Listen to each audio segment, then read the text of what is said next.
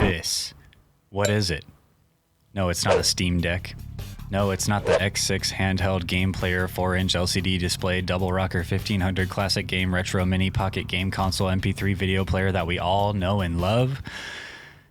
It's the Game Gear. The Game Gear was a later addition to the handheld console market, releasing in North America in 1991, but it was Sega's attempt to compete mainly against Nintendo's Game Boy, which released in 1989, and the Atari Lynx from 1990. In 91, the consumers were primed for more good handheld experiences, and there were a lot of good selling points that the Game Gear had over the competition. With a backlit, full-color screen capable of over 4,000 colors, a strong processor for the time, an ergonomic hand feel like that of the Sega Genesis controllers, and a weight and price point specifically designed to land between the Game Boy and the Atari Lynx, early 90s handheld gamers were interested, to say the least. Upon release in Japan, the Game Gear sold a decent amount at over 40,000 units after the first 2 days, 90,000 after the first 30, and over 600,000 backordered.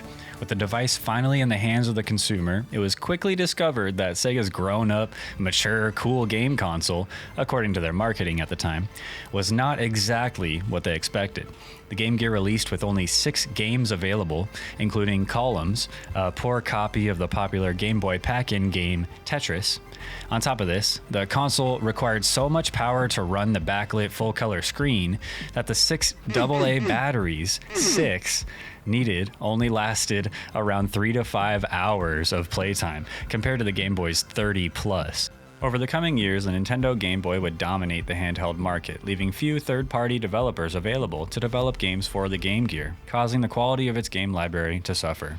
So, with its lackluster library, constant need for batteries, and little overall support from Sega, the Game Gear still sold surprisingly well at almost 11 million by 1996. However, compared with Nintendo's Game Boy selling over 60 million units by the same time, Sega deemed the Game Gear a failure.